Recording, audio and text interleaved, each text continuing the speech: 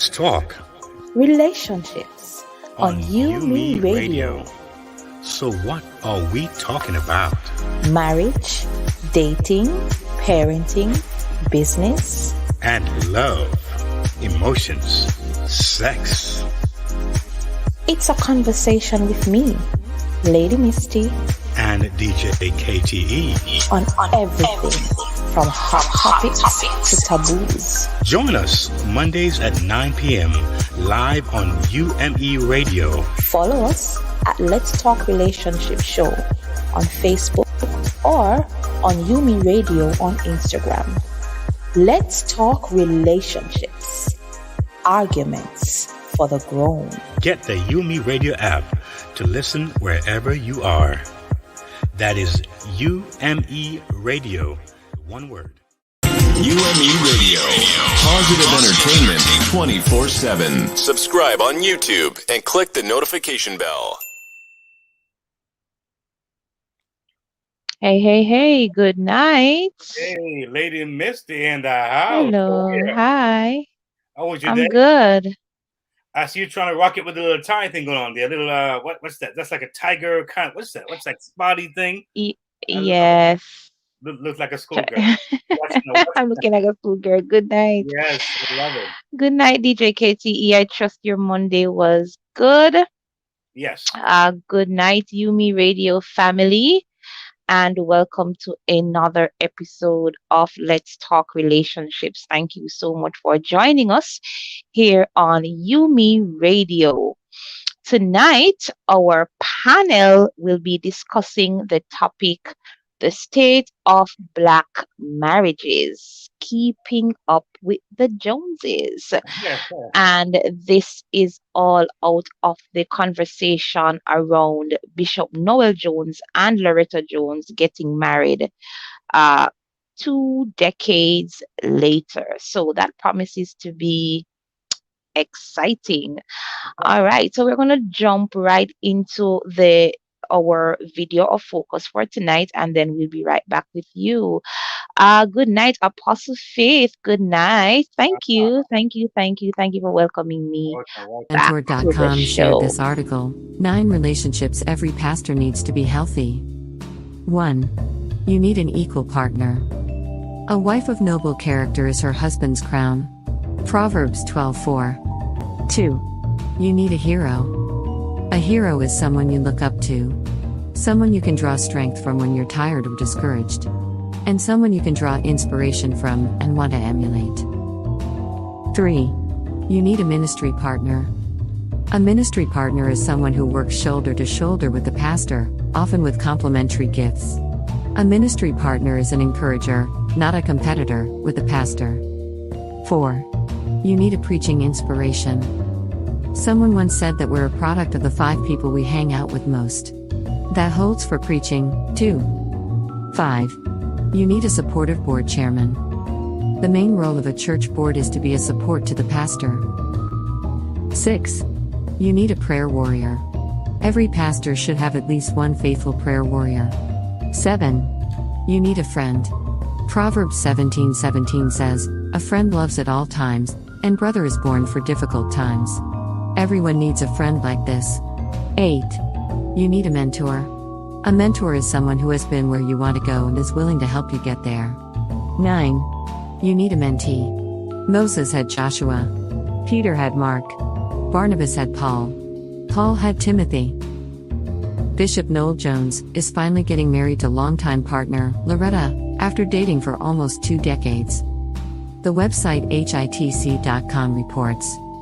Bishop Noel Jones is finally getting married to his longtime girlfriend, Loretta. The pastor recently popped the big question to his fiancée. After dating for almost 2 decades, the couple is ready to move things forward. Although Bishop Jones or his congregation haven't released an official statement yet, the internet is teeming with videos from a recent celebration, where the pastor announced his decision to marry Loretta. At a recent event, the 72-year-old LA pastor announced on stage in front of a live audience, "I'm telling you today, that I am gonna get married." He then invited his lady love, Loretta Jones, on stage to join him as he announced the couple's decision. The bishop goes on to say, I thought about should I give up my freedom coat for a straight jacket? He continued, I thought about should I, at my age, get married?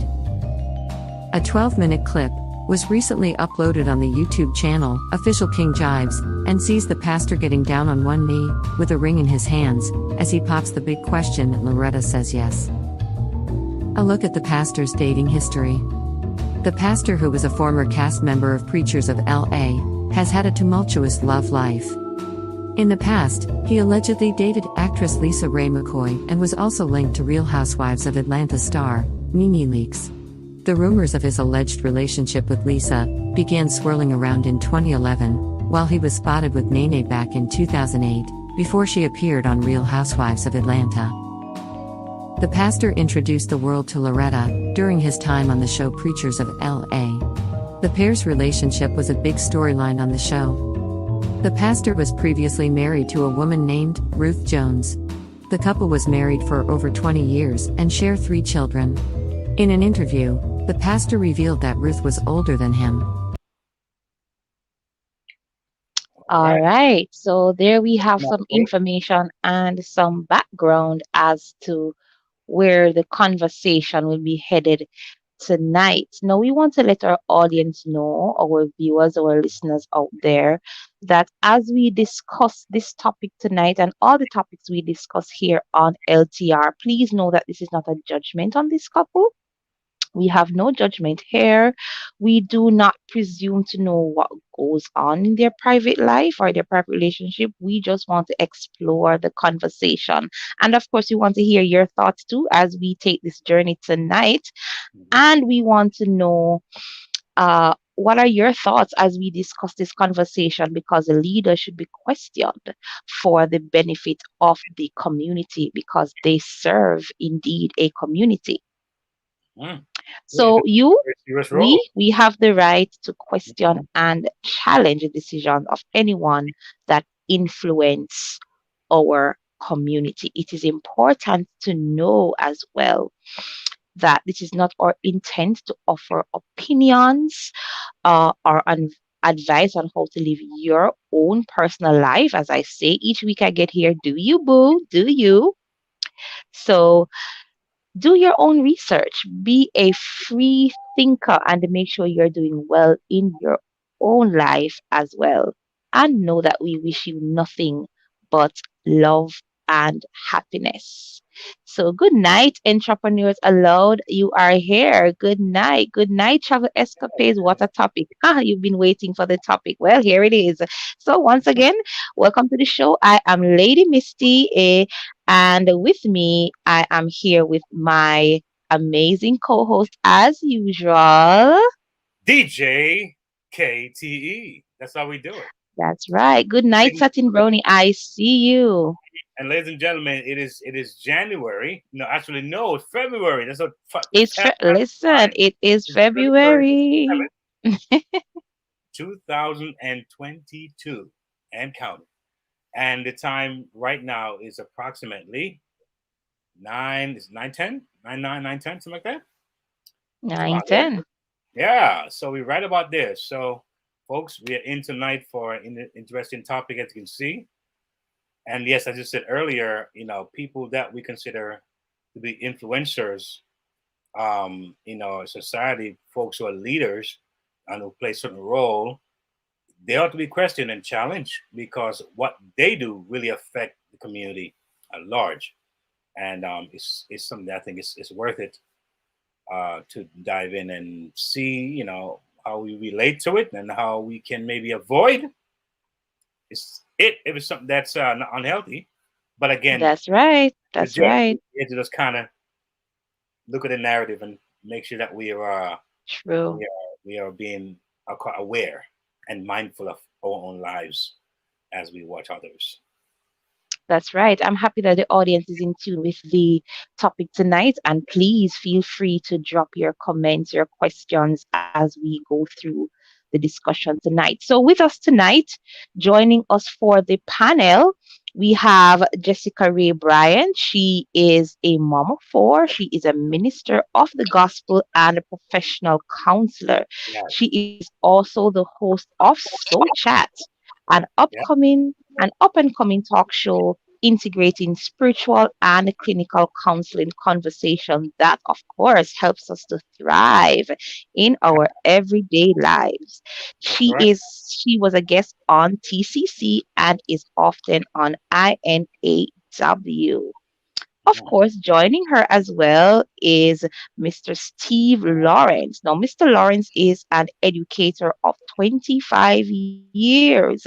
He is a husband to one wife, only one and only, and a father to four plus children. He had dedicated his life to service of others, their growth and development.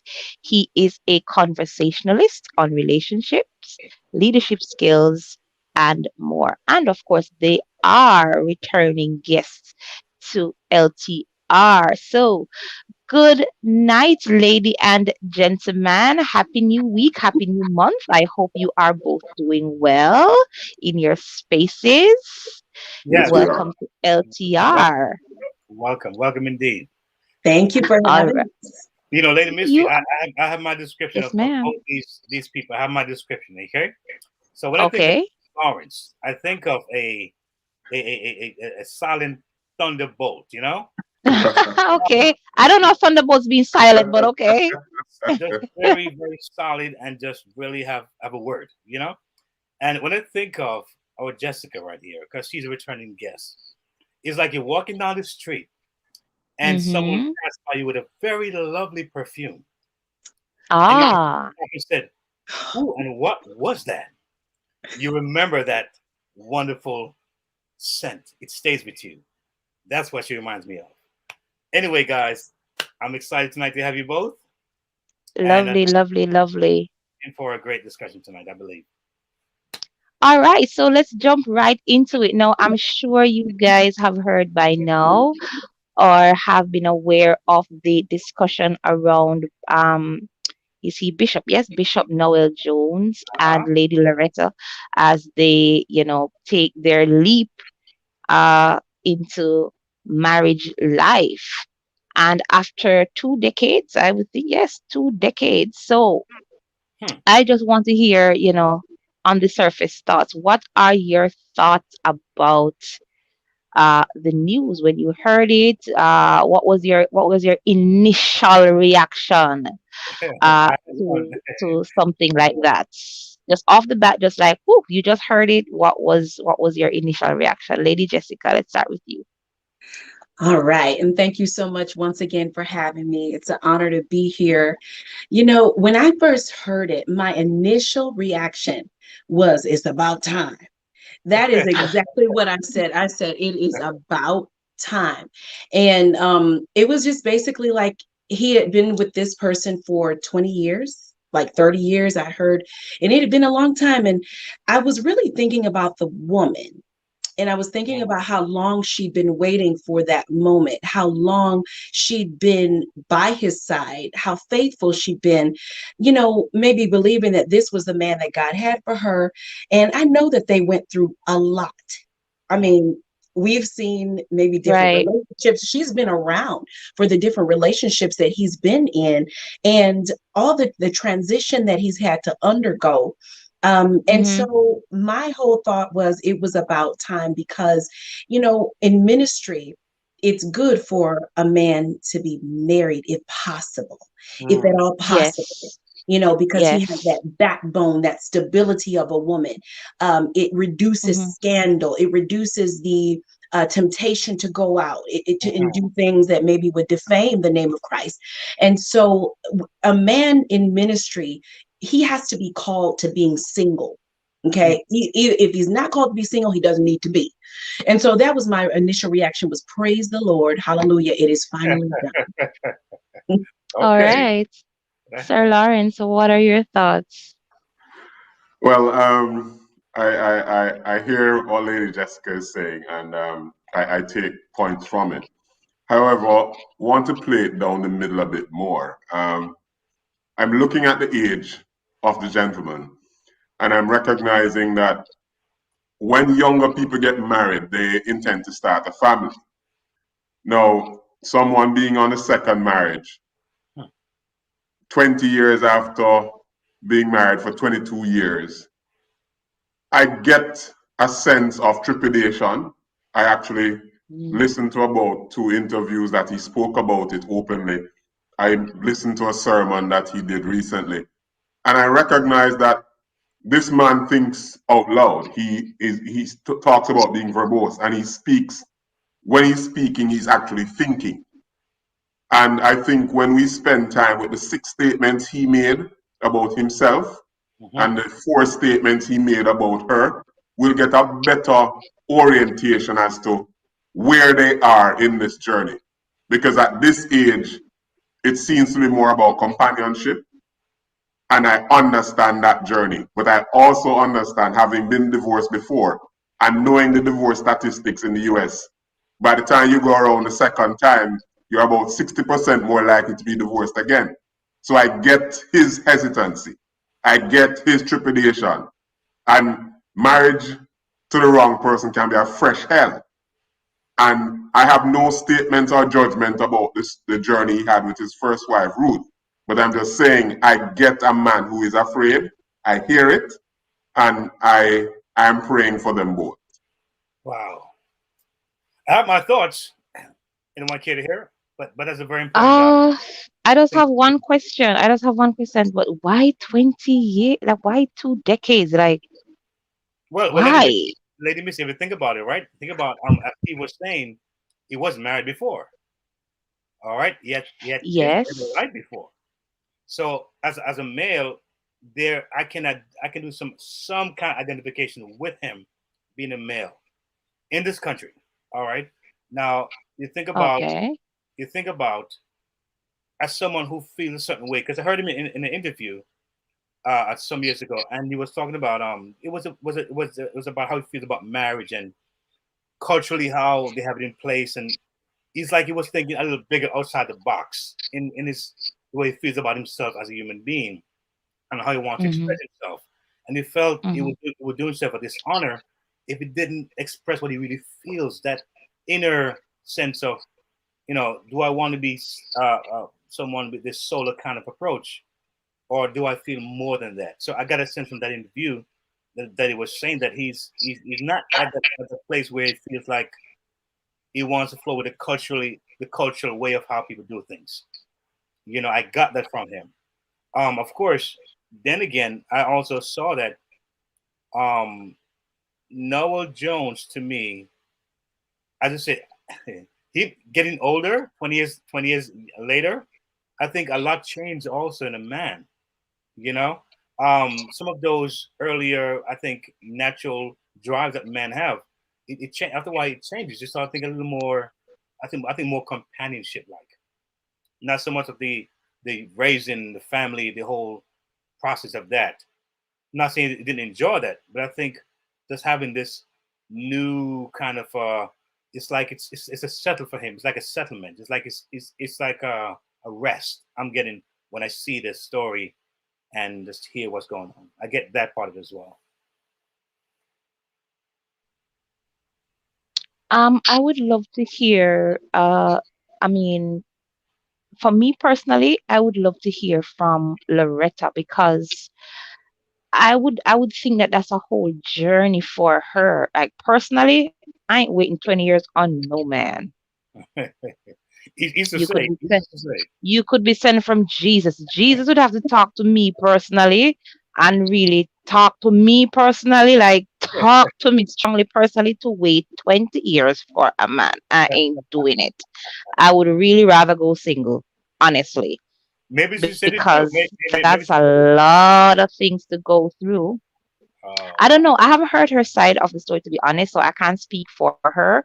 But honestly, you know, but the question I want to ask is, and this is a general question, as it relates to marriage. We've all here experienced marriage, and we have males and females here. So I want to hear from you. How long is considered too long? Can I answer that one? Yeah, go right ahead. Yes, you can. You can. So I've got, I have the honor to counsel clients that have some similar issues that Bishop Jones has had. And he, you know, it's been from a woman's standpoint. So ladies have been the ones that have been waiting on men. And I'm telling you, it is never easy for them. Matter of fact, some of them have been traumatized. They come in, they're like, oh my gosh, I've been waiting for this guy. It's been 10 years. It's been 15 years. And the question in the counselor's mind is like, what's wrong with you? Of course, we can't say that, but it's almost like, what, but there must be something. A lot of times either they know that they heard God and they're just waiting for this man to make his decision because maybe he's had some previous trauma in marriage. And I think Bishop Jones mentions that. I think he actually was traumatized, or there were some things that went wrong in his marriage. And I think he got like scared of marriage. I think he's like, I will never do that again. I'm not having it. I'm going to be single so I can be free. And he But considered Jessica, I hear you saying trauma. I'm sorry. I'm hear you saying trauma and talking about, you're scared, but I think the woman suffers in all of that, in you dealing with all of that. I saw Satin Brownie talk about, waiting for the man outside of his life, not inside. And I think I agree with that. Like if you are going through your process, your process of healing. And I've never been divorced, so I can't really speak to that area of trauma and that process. I know it's a difficult one, but I don't think you should hold somebody at ransom. I don't know. I feel like it's holding the woman at ransom, because the expectation, and I know they've probably had discussions about this. I know this. I know that, and the waiting. But I think, in dealing with you, in going through your process, and in dealing and going through the trauma, don't have me waiting. Like, that's just me. Like, don't have me like that drawn out kind of thing. It's But either Lady you're Miss, gonna tell me, give me a little break, and then we'll see what will happen. But don't have me waiting in the space. That's 20 years we're talking about. Come but on. Lady Miss, think about it, and maybe guests can try and chime in here. Maybe who to tell that they might have had the conversation that he doesn't want to get married again. Maybe that was had, right, and maybe they were okay with that kind of arrangement. I mean, he's a man who communicates well, I think. So maybe they had in mind that, listen to me, I'm not interested in that anymore. But they might have found something unique about the way they dated, or the way they were friends. Because I hear him talk about friends, one of his past interviews. So maybe he probably was surprised himself that he came to this point of saying, hey, I want to maybe cross his line. What do you say, Steve or Jessica? I'm listening. One of the things that jumped out as I listened to Lady Misty was the whole bit of choice. I don't see relationships as a prison. Relationship is something you choose to be a part of. As a matter of fact, when I met my current wife, we simply agreed on the principle of reciprocity. But we recognized that we were responsible for what we were going to build together, what we were going to do together. I see two people who were prepared to be friends even if they were not married. That's with the limited information that's available to me, that's what I'm picking up, one. Two, he stated, I think it's the second or third point he made, he was saying, boy, one, he's wondering why he should be married to somebody that young, and he's also wondering why she should not have found a younger suitor. But now he has put that aside and he's going to do this. And as you said, I find him to be somebody who communicates quite clearly. Which is phenomenal. So it doesn't seem as if when he speaks, he tries to be evasive. He seems to be very straightforward in sharing. Because what I heard, the honesty and the vulnerability, some people might think of it as being aloof or one person I asked about it said he sounded a bit narcissistic. But having gone through a divorce before, having known that is the most expensive and the most painful thing you can ever endure, apart from the death of someone you love, you get the understanding that there can be some post-traumatic stress tied to the whole experience, one. And also, we have to understand, since this is not young love, it's not infatuation, these people seem as if they were prepared to remain friends, even if marriage did not end up on the table. So I don't think it was a case of her suffering in waiting, because she had choice. She's obviously is an attractive woman. She's appealing to not only him, I suppose, and if her interest lay elsewhere, she could have pursued it. So I'm not seeing any victims in this one. This narrative doesn't strike me as anybody being victimized. Okay, Jessica, I broke your train of thought. I hope you remember your statement. You know what? No, I wanted to just comment on what Steve just said. I agree to some extent that she's not a victim because she had every reason to walk away many times. Most women would not have stayed around for that. Now, it is appealing to be a pastor's wife of a church that size. So she probably had a little incentive, to stay around. It's like, okay, let me see what this guy is going to do. And so that if he was any regular run of the mill guy, she probably would not have. But because of his status, it's like, let me see what this guy is going to do. And so she stuck around. She wanted to be Miss Faithful. I think she knew that none of the women that he was dating, none of that stuff was going to work out, that they weren't cut for him, that they were just in it for one thing or another. But she loved him. She has to love him. Let's not ignore that woman loves him. They love each other. And I do agree that it was an agreement like, hey, I'm not ready to marry you. Do you understand that? She probably said yes. And who knows? She may have been dating herself. She may have been also experiencing some relationships we just don't know. So I think that she's not a victim. She was not just helpless and waiting. Oh my God, he won't marry me. He won't marry me.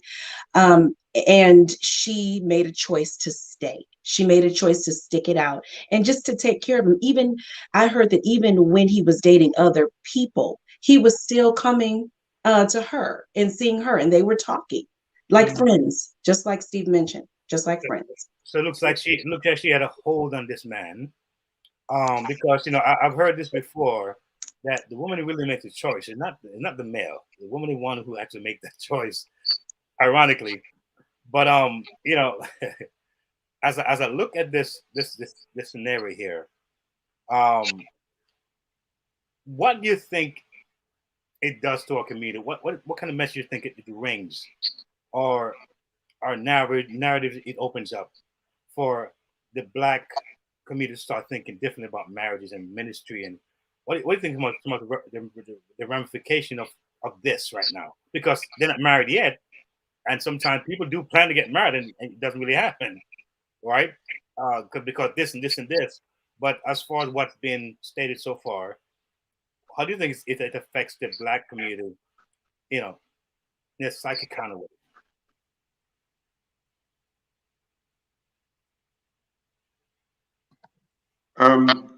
My 2 cents on it is I look at the age of the people, and you recognize that your audience is going to be mature. So this is not a group of influencers doing something for the bang. These seem to be people who are aware that their actions have far-reaching implications. We have, as a people, some of the lowest marriage rates and the highest divorce rates ever. So anything that's trending in the up, I take it as a positive indicator, because they could choose not to, because the data would suggest that we're 3 times less likely in some instances. So the initial step is a positive. As a matter of fact, there's a niche market that it gives hope to, because you have a lot of older people in the faith.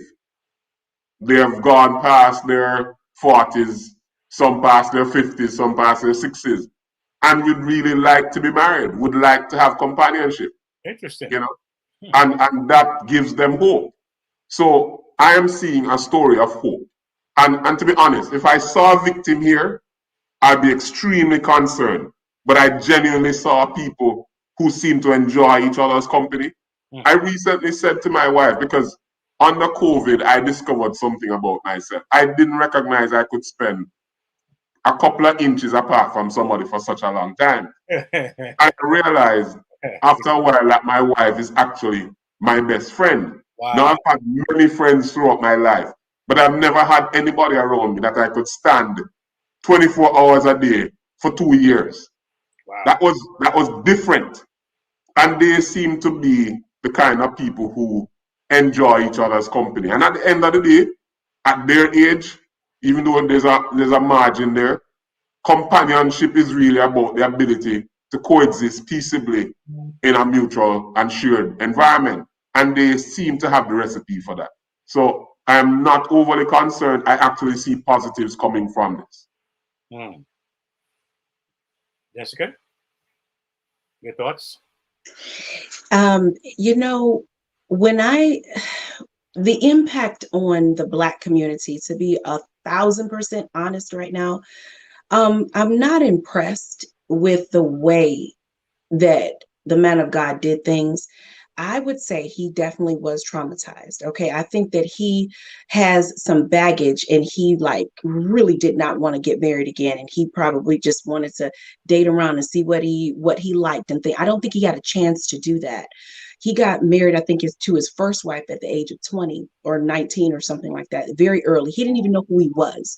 And so I think he went straight into ministry and not a full man. I think he was spiritually developed, but his manhood, who he was as a man, I think he was still figuring that out. So the divorce, I think when that happened, he really said, I have to find myself and I need to get me together, and I'm not marrying a woman until I know who I am. And maybe it took him all that time. Now, I'm not saying that he probably shouldn't have married her a little bit early. I am saying that there may be some selfishness. Okay. There may be some of that, like, I don't want to I don't want to be in a straitjacket. I mean, there's some mentalities that were in the way. His thinking about marriage is a problem, in my opinion. Why are you trading in a Lamborghini or whatever he mentioned for a Volkswagen or a station wagon? Why does it have to be a straitjacket? Why the way that he depicted marriage is not positive, in my opinion. It's because it's not that. It's not that at all. And that was his mentality, which he shared with us, but that should not be the mentality of the Black community as a whole. Marriage is a beautiful, wonderful, blissful experience when you marry the right person. But I think he was afraid of yoking himself with Loretta, and it be like a straitjacket, essentially. Well, what he said. So I think it was all about how he thought about marriage, and he projected that to us and he explained that to us. But that's not the truth, in my opinion. Interesting. I believe we have some comments here. Want to look at those comments? See what some of our Okay, I see you, Steve. I see you burning with a response. Well, let me just read some of these comments. Satin Brownie says there is no thought of how he feel about her in his statements. She also said, and his comments thought there wasn't much thought of her in his comments, giving up jacket and all. wow. All right. I could have appreciated. I love this woman. I'm thankful for her. And I am finally confident now to marry. All right. So choice of words, choice of words. All right. So Mr. Lawrence, I see you. You want to say something. I can see it on your face. Yes, no. So I listen to Jessica and I hear the story of bliss, of marriage being bliss. And that's a narrative you get when you watch cartoons. That's how little boys and little girls are told that marriage will look like. The boy needs to find a horse, and ride it up, and the female is going to be rescued.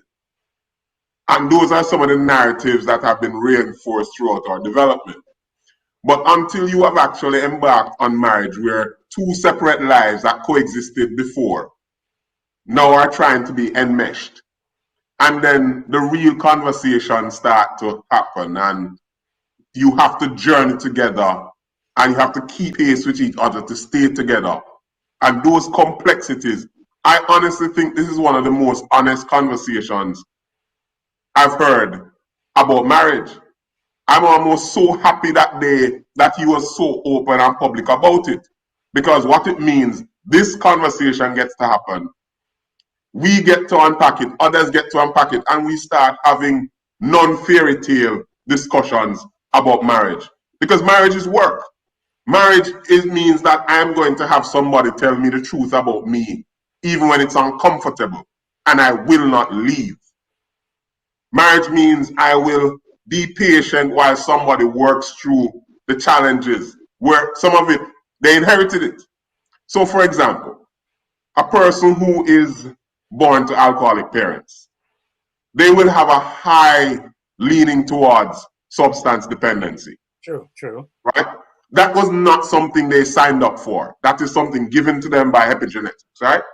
Mm-hmm. Now, if you understand that people can get things inherited, whether genetically, nature, nurture, it means that when you're in a relationship, what you're creating is a safe space for both parties to heal.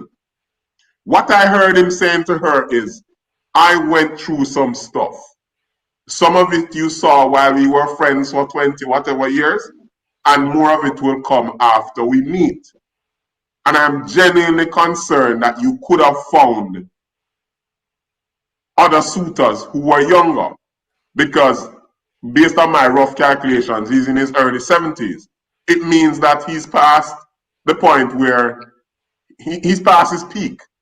So he's saying the next step will be she pushing him in a wheelchair. So he's trying to kind of, it's a conversation that forces the maturation, saying, is this a journey that we're both prepared for? Because if he didn't love her, he would not have been so honest. As a matter of fact, most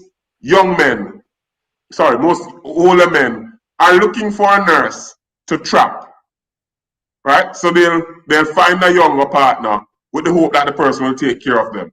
This person is having a discussion that this may become the reality in the not too distant future. And I find it very sobering. I actually commend him for being so honest and open, because somebody that's visible, it will be easier to fake it and smile for the cameras. He's genuinely wrestling with the journey ahead, because it means that he has some unprocessed pain from his past marriage, his divorce, and he's honestly reflecting on it and wondering, is this a journey? Because guess what? Up to the point where you get married, you think that that person is perfect. It's after the marriage that you start to see the proximity changes, and you start seeing the cracks in each other, and that's when it gets real. So I think this was really mature, really transparent, and I am happy it will spark so much dialogue and discourse that has really not happened about marriage, because we tend to think it's a fairy tale. You know, Stephen, that's an interesting point. You made some interesting points, and I heard Jessica say something earlier. I want to hit on, and I heard they love each other, but I think that she loved him, and I think that he was probably surprised that she maintained that love for him for so long. I mean, women do have that power. They really do. And I think that probably blew him away. Like, with all he's been through, with all this up and down, in between stuff, this woman is like there. It's like, what is this? I could see that. And of course, women, as they say, they got the goods, they got the stuff. They really do. They know how to put it down and let a grown man cry, and go on a knee and say please. But I'm hearing a story where, like Steve said, he's getting older, and I think no matter what, there's something called reality, man. Reality do set in, it really does, and to have that kind of, I would say, foundation of someone like that, I mean, that's unique. That's something that you kind of want to not give up at all. So I think that's where he's at. It's like, wait a minute, I've done it all. I've had the accolades, I've done the preaching, I've done the family, I've done the kids, I've made the money. But this woman here is like a whole different experience for him, I think. And I think he just can't go any further. That's it. Mans are up. I give up. I have a question though. Like I'm listening to that statement, but I'm like, that to me, and this is to me, y'all. Okay. I I don't know. I think that to me it sounds a little bit out of fear. Like, are you getting married out of fear of being alone? Who knows? Who knows? I mean, it's And that too is a wrong concept. Like, I don't know. I'm having internal battles with this with this but let discussion. me say, a lot of All people right, be alone. because um we can only speculate, we can only assume, we can only, I mean, we have the limited, we don't know the depths and the width of their relationship and what they have been through over the decades. But uh to me, based on the I hear what you're saying, Steve, and I've listened to the conversation, I've listened to how he expresses himself. I remember listening at length at his first interview his divorce was concerned. He was saying, ministry caused my divorce. I was so Yes. engulfed Yeah. and immersed into ministry that it took away from my marriage. And being myself married to a minister, I really listened to that conversation Mhm. in that context. Now he's getting married again, and I'm listening again to all the narratives and all the expressions. I don't know. I'm sensing that he may be getting married out of fear too. I hear what you're saying, DJ KTE. I've gotten all of the accolades. I have a well-established church and all of that, and with all the dating and all the going around and so on. And hey, I'm getting old, and I don't want to go down the hill by myself. So the issue I'm having with that is mm, if you're getting married out of fear, and this is just my, thought process, The echo right to me, it's, there. yeah, it's my thought process. If you're getting married out of fear, to me, that's still being selfish. With all you're saying, you're loving this woman and all of that. That's a little bit selfish because you are still, quote unquote, straight jacketing me to take care of you. You But know, can we agree that we all are selfish in some ways or the other? True. Yes. I have to agree. That's true. And That's sometimes true. also good selfishness too. It's not all That's necessarily true too. yeah. That's true too. That's true too. But it's, as Steve said, I love the fact that this has happened because it really opens up the diverse conversations and the different thought processes that people have. And as a community looking on, uh, especially the Black community looking on, we know us Black folk, okay? We got opinions on everything, right? But it's good that we dissect this in our own way. And while we don't know about them because they're doing them, we have a conversation on how we view marriage and how we view um how Black people ought to see marriage. I really, as somebody who is married, it takes work, right? Yes. It's not a fairy tale. And uh like Steve said earlier, what suits me may not suit you. So, it's a whole, It's a lot. It's a lot. it's a lot. It's a lot, okay? It's just a lot. Yeah, I tell It's you. a lot. It's a lot. But I am happy though. I want to ask a question. I know Jessica speaks a lot to spirituality, and and Steve as well. I want to hear from you now, on the spiritual side of things. Uh how a conversation can benefit persons in Christendom, persons of faith, how a conversation like this, how this action, um, how do we, in Christendom, dissect in a good way, a positive way, from this experience. Good night, Jenna. I see you. God bless your page, Jenna. Yeah, I'm with Lady Misty, huh? Taking sides, huh? Okay, I got you. Oh, we just talking here. We just talking here. All right. I want to hear, from a, a faith-based, a spiritual aspect, how one would look at it in your own thoughts. Go You ahead, know, Jessica.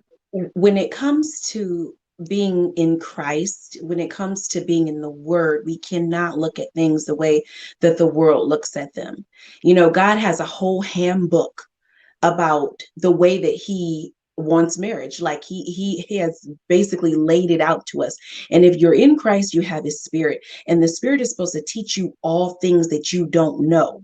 We know that he said, husbands, love your wives as Christ loved the church and gave himself for the church. So man is supposed to depict himself right after God and how God treated the church. You're loving, you're giving, you're covering, you're nurturing. You're going in with a mission. You're going in knowing that God is your head. You're going in to bless the woman, not to be a straitjacket. You're going in to add value to her life. You're going in to make her life better, not to make it worse, not to be served, but to serve. So if somebody has the mentality that I'm getting in this to be a blessing to this woman, I'm getting in this to nurture this gift, this jewel that God has given me, then he's going to have a whole lot less problems. He's going to conduct himself with a whole, just so much better. They'll be so much better off. Your wisdom, the knowledge that you have before you enter into marriage is everything. And so oftentimes we, especially in the Black community, we've not seen good fathers. Maybe we've not seen good marriages. Maybe some of us have not seen the best people emulated on television. And so we have a limited understanding when it comes to like natural role models. But if we look in the word, then we'll see God's heart for marriage. We have to derive all of our understanding from there, not from what we've seen. If we go by what we've seen, we're going to mess up. We have to go by God's ways. His ways are not our ways. His thoughts are not our thoughts. Read books. If you don't know how to be married and you don't know what a woman needs, you have to study to show yourself approved. That way you are not going to damage God's jewel that he has given you. She's a treasure. She's not something that you trample on. She's a gift. How do you treat a gift? Carefully. You shine it up, right? You spoil it, you treat it, you nurture it, you listen to it. You're romancing it constantly. If you look at it from that vantage point, you will be after God's own heart. God will be able to minister to that woman through you, and life will be, like I said, blissful, but it's work. It is work. If I'm going to say this real quick, and that's very important. Some very important things you mentioned, Jessica.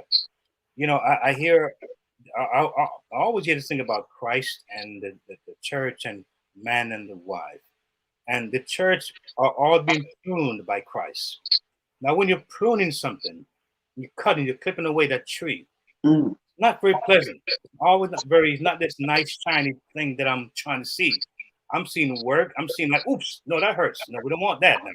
But it needs to happen anyhow. So I think we take out the real essence of the growth and development of that marriage or that woman and just make it all shiny and lovey and pudgy. And I think that sometimes we can get it all balanced. But I do hear the conversation. The thing though is that, this woman here, I don't see her as being voiceless as I'm hearing one of the comments. I think she's a very smart woman.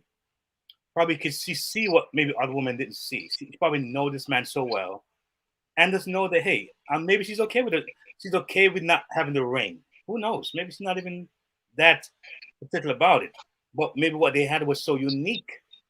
And it does happen. There are people who say, listen to me. There's a person I knew, whether it was a cool school friend or a certain pastor or a certain, there was something that was so unique about that relationship that just worked. Whatever it was, it wasn't about the years, it wasn't about the weeks, it wasn't about whether it's winter, summer, spring, or fall. It was something that was very unique, and that's about what we're seeing. That's my thoughts on that. Yeah, I agree.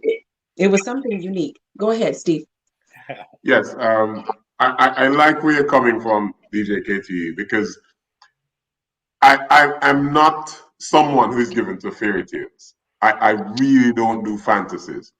I see life as very practical, and I see that it is best for us to prepare our people, our listeners, our viewership for the work that needs to go into relationships. One of the things that came out of COVID-19, with the extra time I had at home, I decided to learn farming. And I tried to grow many crops. And what you find out as a farmer is that it's hard work, it requires time. You have to put in more than you even expected. And that's how you get the harvest you desire. What I find out is that what you do not fertilize and take care of, you lose. So whether it's male or female, we both have to go into it knowing we're going to nurture and support and love on each other. Mm-hmm. Going into it thinking that it's going to be transactional and a man has a role to play, and if he's not playing this role, I'm gone, already sets you up for disaster, because both parties need to recognize we're in this to scaffold and support each other. There are going to be days that are horrible days for the female. There are going to be days that are horrible days for the male. Last week, I was going to work with my wife. We're driving in the car discussing something. Someone called me, and she knew I was up until like probably 4 a.m. doing a paper I needed to submit. And after the call, she said, "My darling, don't take any more calls today." Now, that was her way of saying I was sounding a bit abrasive. I was not being my usual wonderful, smiling, happy self. And it was a mood thing, a tiredness. I was under it. And she understood that even her wifely role would change during that time. She may have had other plans. She probably wanted us to have lunch that day. But she looked at it and said, it would be best if we went home early and I got some sleep. Wow. And those are some of the practical things that marriage will require. And I think these two have journeyed long enough as friends for them, if they choose to have a successful marriage, to have it. The challenge, though, is being very public. It's very difficult to have successful relationships that are public, because human beings are susceptible to human statements, and you will allow others to control your narrative if you're too public a figure. So the best thing they can do is keep it nice and tight and just do their marriage. Not a marriage for the world, but really a marriage of each other, supporting, scaffolding, and just being the source of maturation, because that is one of the main things of marriage. It's to mature you. And let's see how this one plays out. Well, folks, that's a great way to segue into getting things ready to close out here. We just about to the end of this program. Lady Misty, I see you shaking the head there. I see with a smile. I must say it was a smile of a I agree. Yes, I'm listening to Steve, and I agree. It's always a pleasure listening to these two lovely people, because they're always dropping gems at some point or the other. Yeah. Yes, but I do agree. As I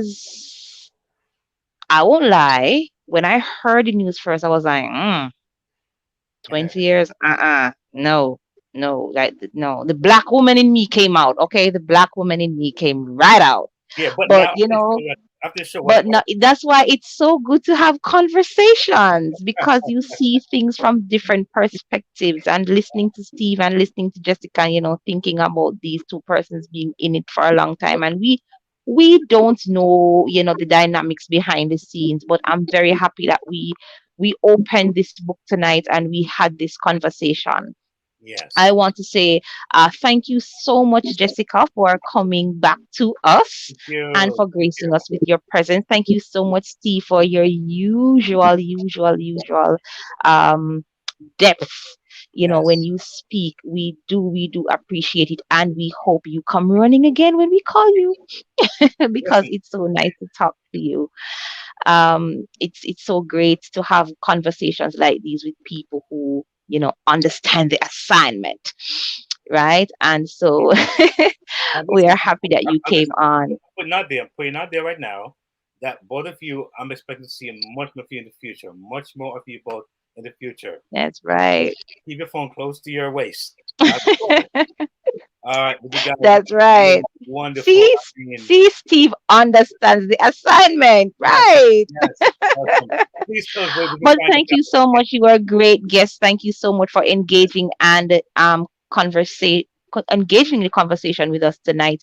For all those who chimed in guys. over there on social media, all those there in Yumi Radio Land, I want to say thank you so much too for joining in the conversation and giving your 2 cents. Once again, this has been Let's Talk Relationships. It was a great topic.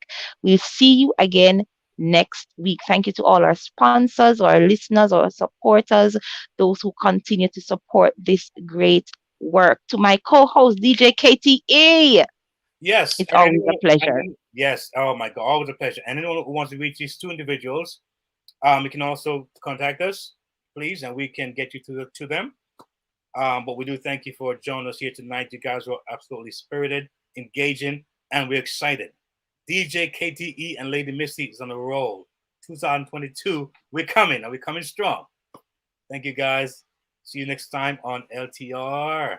Let's talk. Yes, make way for Bible cufflinks and stilettos. Yes, here we go. And now for today's spotlight. UME-Radio was originally founded in 2009. Back then, it was called Advanced Media Production. After winning first place in the Jamaica Broilers Fair Play Awards, the company ceased operations around 2012. In December 2018, the company was rebranded and brought back into operations with new ownership. And in February 2019, it launched its first radio station, UME-Radio, under the call sign WUME-DB, New York. UME-Radio is a digital radio station owned and operated by UME Digital Media Inc., a digital studio and multimedia company headquartered in Bronx, New York. Our brands are committed to inspiring, educating, and entertaining people through transformative and empowering content. Our mission is to reach 1 million households, touch 1 million lives, and showcase 1 million brands. Get the UME-Radio app for the full experience, available via your Apple and Google Play stores. If you want to listen on the web, you may go to app.umeradio.com or via our website at www.umeradio.com. Our content can be watched on Carib Vision. You can also listen in via Amazon Music, iTunes, iHeartRadio, TuneIn, Google Podcast, Podbean, TuneU, Live 365, Spotify, Stitcher Player, FM Listen Notes. For all business inquiries, contact us at info@umeradio.com. This station is 100% community funded. To support us, please visit umeradio.com/get involved. Subscribe on YouTube, Instagram, and everywhere online at UME-Radio. Thank you for supporting us. UME-Radio, positive entertainment 24/7. Did you find this information helpful? Please let us know. And if you have a topic on your mind, which you would like for us to talk about, do not hesitate to reach out. Email us at ltranswers@gmail.com. For access to resources and additional information, please sign up free at our support website, www.familyalltheway.com. If you need help, connect with Dr. Faith Walters at www.familyalltheway.com/therapy with Dr. Faith. Get the help you need to develop and maintain strong, healthy relationships. Thanks for watching. Underneath it all, who are we sexually? Bible, cufflinks, and stilettos, with Giselle St. James. Monday nights at 10 p.m. For mature audiences only.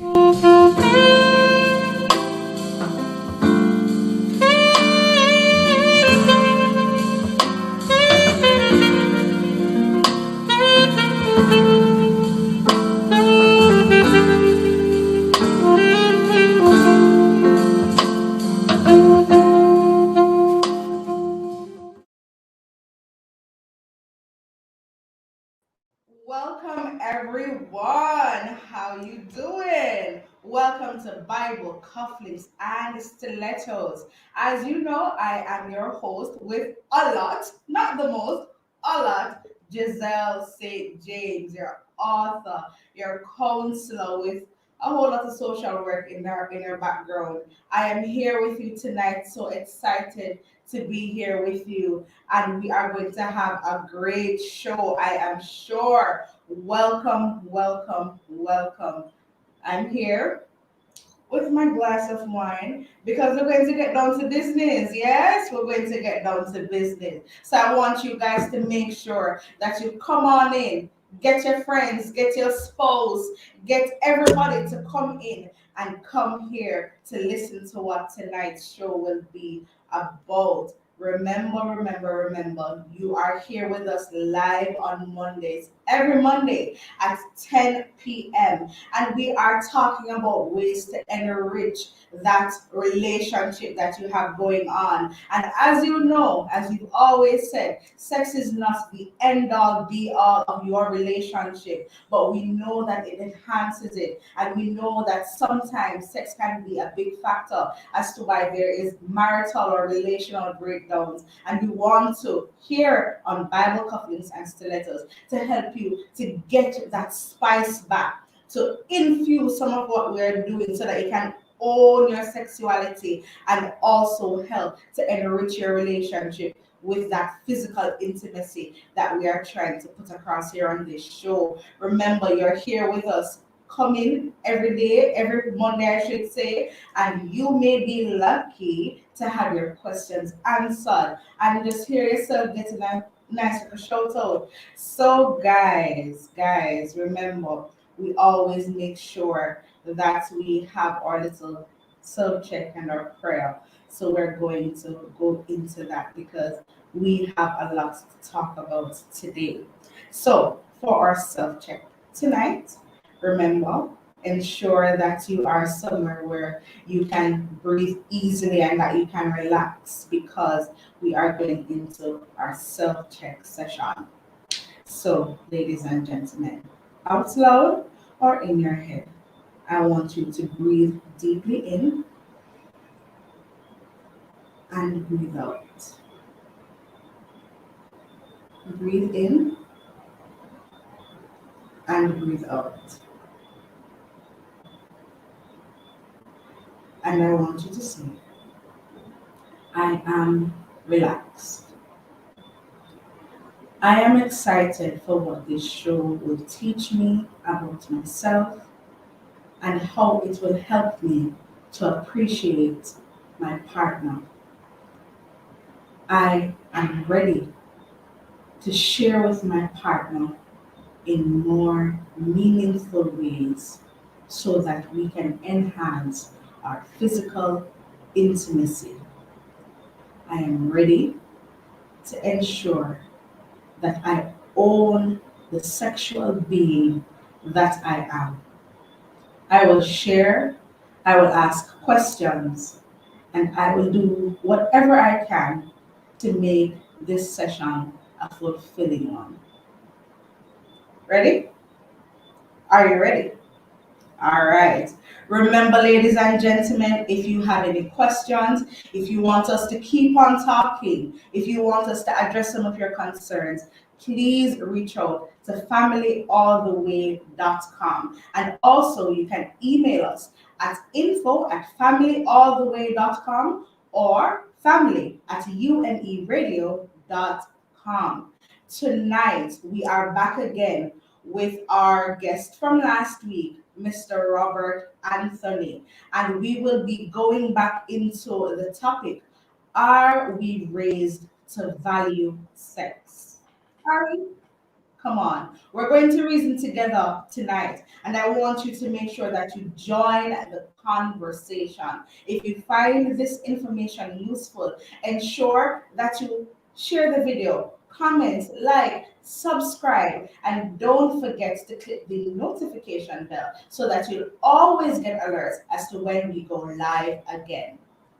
Once again, we're going to bring in the Holy Spirit into our midst, and we are going to be praying. Lord, we thank you for tonight. We thank you for all that will be done. Almighty God, I pray that the insight that we will receive from tonight, that Lord, we will be so excited to share it with our partner. And Lord God, I am even declaring right now that richer, fuller sexual, physical relationships will happen as a result of this show, Lord God.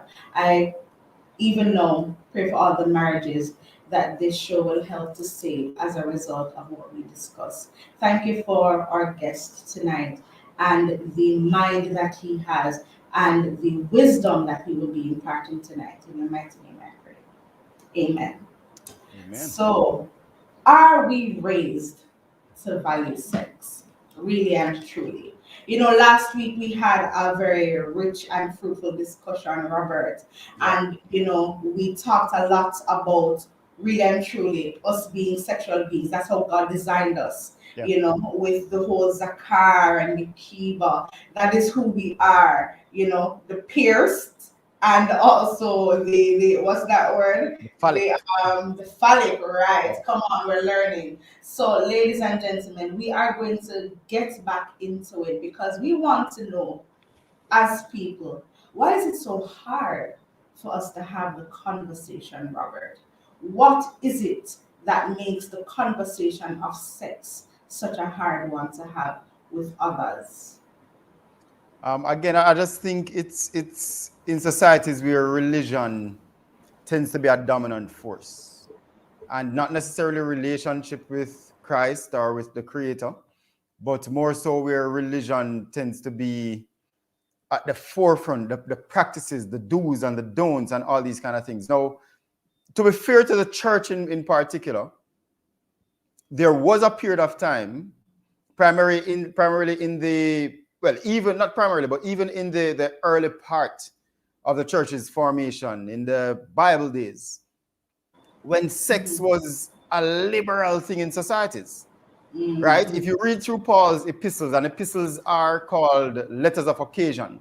So there would be a particular localized issue within a church or a church's society. They would send a messenger to Paul or write a letter to Paul saying, how do we deal with these things, or Peter or the other apostles. And then they would respond to these issues in letter forms. Again, some issues are localized issues. Some issues are issues that were happening then, and these letters can instruct, inform, reproach, add reproach to the lifestyle, correct the lifestyle, chasten the lifestyle of a Christian. So we see in the Bible that there were temple prostitutes as early as in the book of Genesis.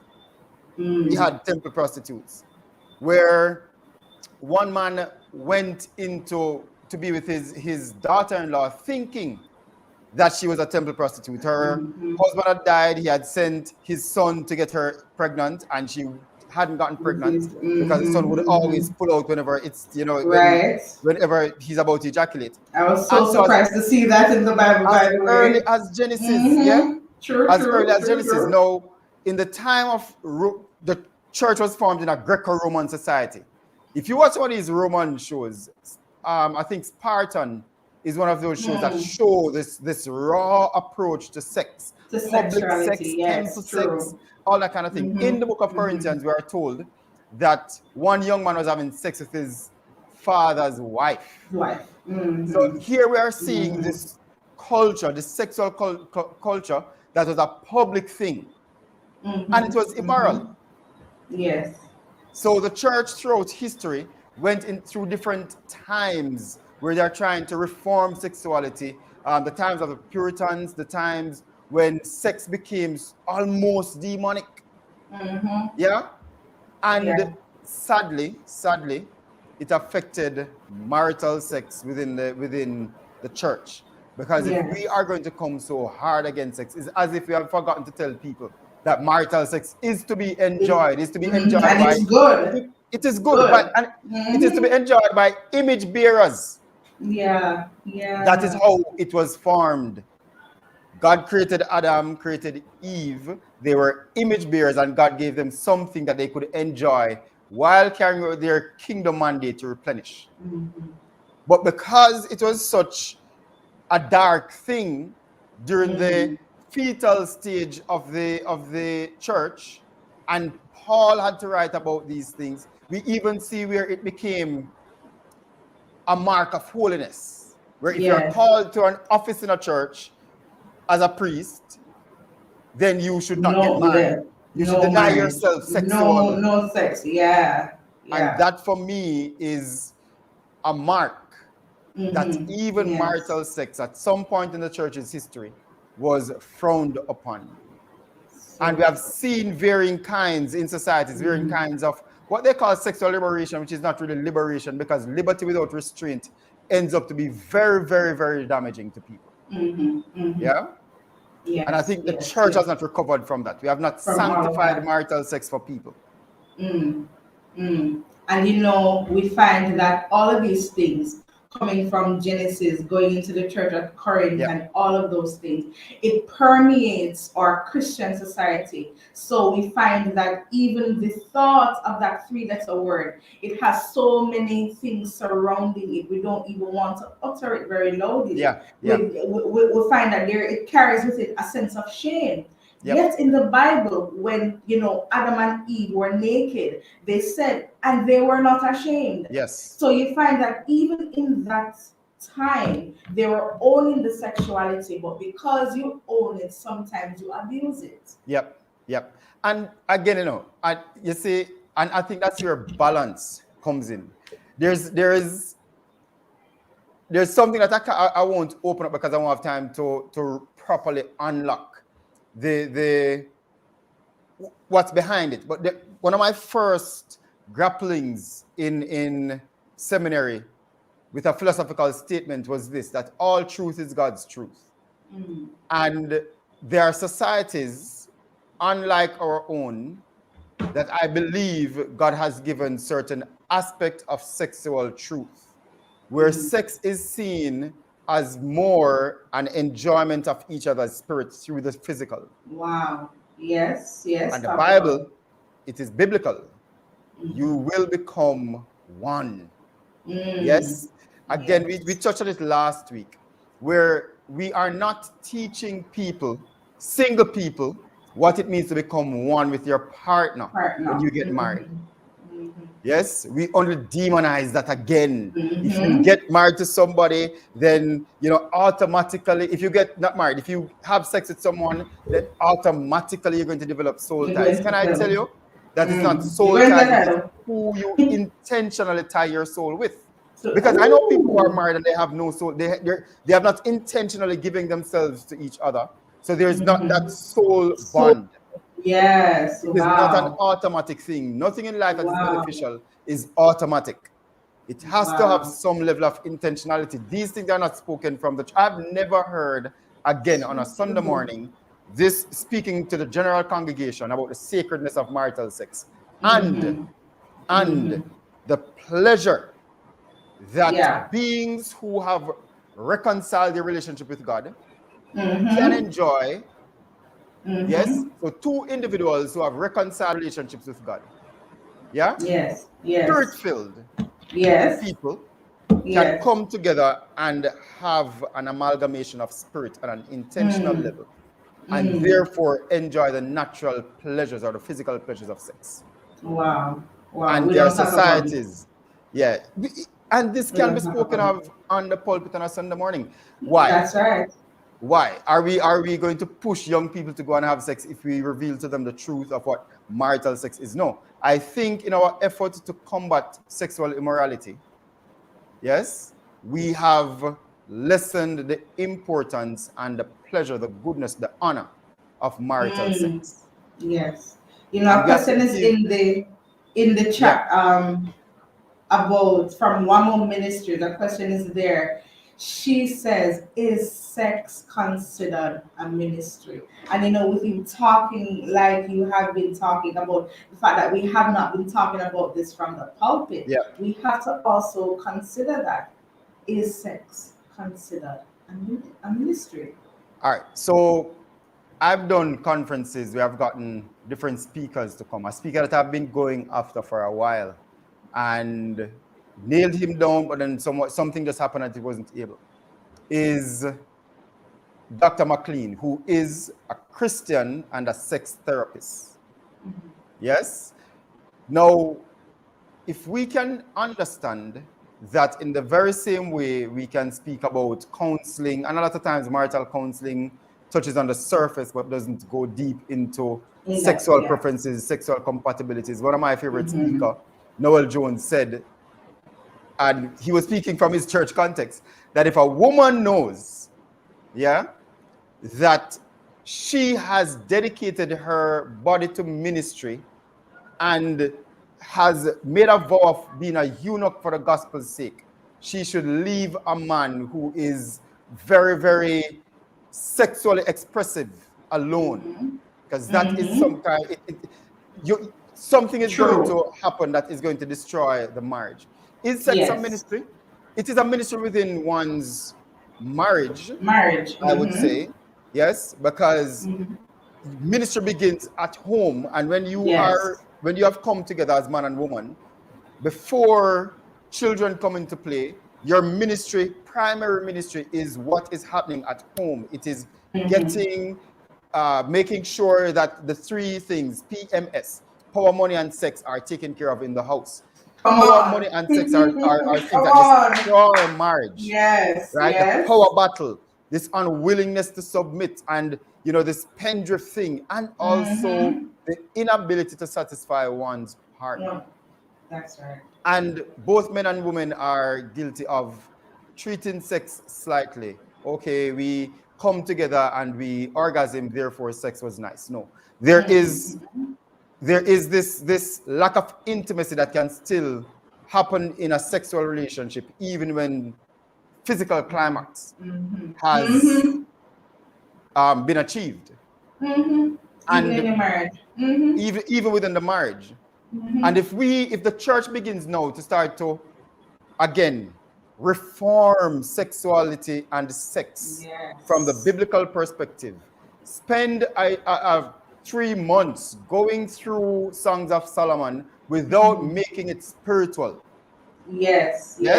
Because this is not an allegory of Jesus and the church. I don't care who told you that, your pastor, your theologian, or whatever.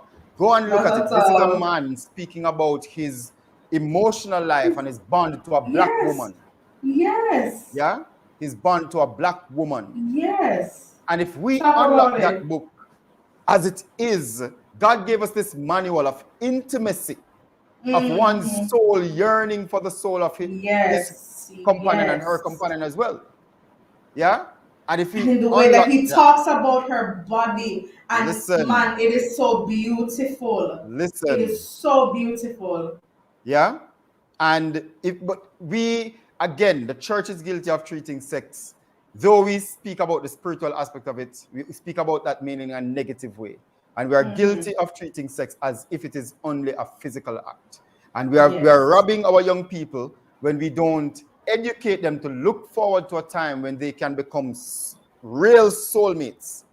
And again, it is who I decide to mate with on a soul level. And I can be married and still withhold that, but the church isn't telling me how do I do that. Yeah. And sex, when we begin to speak about the intimacy aspect, the mating of the soul, so my mind is stimulated, my heart is stimulated, my will is stimulated for my partner. When we begin to do these things, then a whole gamut of experiences can be unlocked. Yes. I'm seeing where Travelpreneurs Escapades says, I think the church speaks of it like it is not essential, not crucial, not such a big deal. Do you think this is true, Robert? It is true. It is true. I don't want to get into any trouble, but I oftentimes tell people that the thing that I can't experience with a woman legally outside of marriage is sex. The only thing really. I have very, very good girlfriends who are almost we are brothers and sisters. And I can call them up, we can talk, we have very deep, intimate relationship without sex, without anything sexual. Yes, I can become a business partner with a female and we can make money together. We can have so many different things together and not enjoy sex because we're not married. When I've gotten into a marital relationship, it is what Paul says, that I am bound to this woman and I should not withhold sex from this particular person.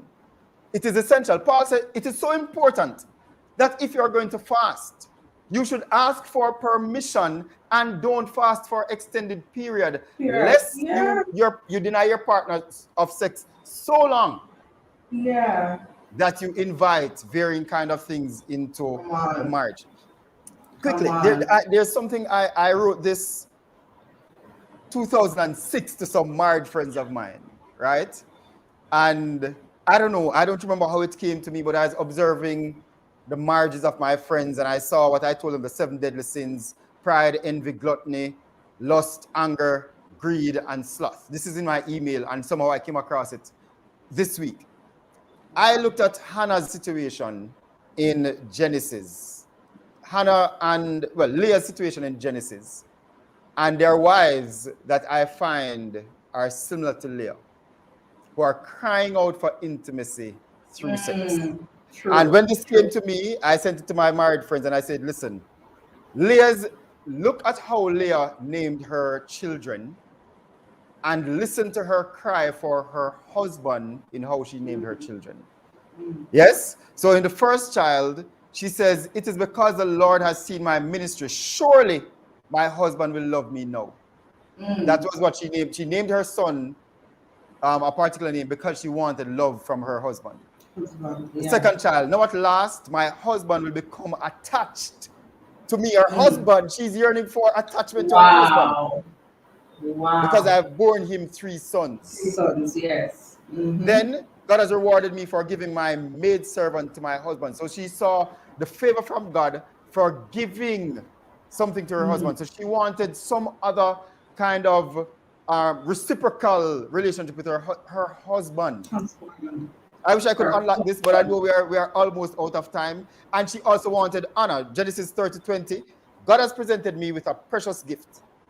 This time, my husband will treat me with honor because I have borne him 6 sons. Listen to a married woman crying out. And she was using sex. Remember, this wasn't artificial insemination. She was using sex as a crying out, a calling out. I wish we could, but so I know we're out of time. Right. But I said that to some married friends of mine because I was just observing their relationships. And I asked them for forgiveness because I'm a single man. I was a single man and I didn't want them to think I was presumptuous. But there's so much from that Genesis situation that I saw with Leah. I don't know how it came, but I believe it's by divine revelation. God just revealed that to me. Yes. It is necessary. Yes, and as you talk about necessary, I want to bring up what Satin Brownie said. She says they need to have a sex ministry, for crying out loud. Sex is real. Sexual desires are real, and it is so true. We cannot neglect the fact or negate the fact that we are sexual beings, and with being a sexual being, we have feelings, we have those desires that we need to channel in a right way, and the church is there to help us to channel it in right ways. It cannot just be that sex is wrong before you're married. It cannot just be that. And go ahead. There is something that men's ministry and women's ministry can do that can save and aid marriages. One of the things, and it's not just that men aren't familiar with the vagina and the whole sexual organ of a female, is that even some women are not familiar with their own organs. So Yeah. true. And if you're going to go at having a sex ministry, we must ensure that it is in an environment where the sex education can be taught from a biblical perspective, but also respecting that there is a physical aspect to it. And the nerve endings in the clitoris are many. Many. We have to unlock this for the husband and for the wife so that they can learn to appreciate these things and how God created them to enjoy sex. Yes, and I think a big part of valuing sex is reading Songs of Solomon. Yeah. And I would really and truly challenge all couples, and I don't want to just put that Christian couples, any couple, even if you're not married, once you are in a relationship and you have gone to that part where you are joining together as one, even if you are not Christian couples, you're in a relationship and you're having sex. Read Songs of Solomon, because sex is not just this. Yeah. Sex is not just that, ladies and gentlemen. And if we are going to value it and teach our next generation to value sex, we have to start at that point when we're reading about how, this man appreciated his woman. And I'm not talking about how he appreciated her sexually, but he looked at an intimate part of her. All parts of her, down to all are here. Yes. Down to all are here. He so put it in such a way that it was so intimate, and from that you get a lot of things on how to really value your person and value them sexually and value them also intimately. So I thank you, Robert, for joining us here tonight. It is always so quick as we start talking about a whole lot of things. Time just done. But I really want to thank you for joining me here tonight. We have a whole lot more to talk about, other things, other areas of sex and intimacy that we need to talk about. And I'm sure this is not the last time that you'll be on my show. It was a pleasure. So I want to really, really thank you. I'm sure that, WUME Ministries, Go Inspire Jamaica, Satin Brownie, Travelpreneurs, they're all thankful that you have been with us these past 2 weeks to drop knowledge, because they really and truly drop some knowledge on us. Really, really and truly drop some knowledge. So ladies and gentlemen, remember, if you have something for us to talk about, if you want a question answered, make sure that you email us at info@familyalltheway.com or family@umeradio.com. And if you need support beyond this show, ladies and gentlemen, please check out our family empowerment program at familyalltheway.com. It has been my pleasure to steer you with this conversation tonight. Thank you so much for joining us. I hope that you were inspired. I hope that some of these things that you have heard us talk about tonight, that you will take it home with you and that you will talk to your spouse about these things, because this is important. It will help to enhance and enrich your relationship. So I'll see you next week, same time, same place. I want you to have good sex as the Lord ordained. Have a wonderful rest of the night. Did you find this information helpful? Please let us know. And if you have a topic on your mind, which you would like for us to talk about, do not hesitate to reach out. Email us at ltranswers@gmail.com. For access to resources and additional information, please sign up free at our support website, www.familyalltheway.com. If you need help, connect with Dr. Faith Walters at www.familyalltheway.com/therapy with Dr. Faith. Get the help you need to develop and maintain strong, healthy relationships. Thanks for watching.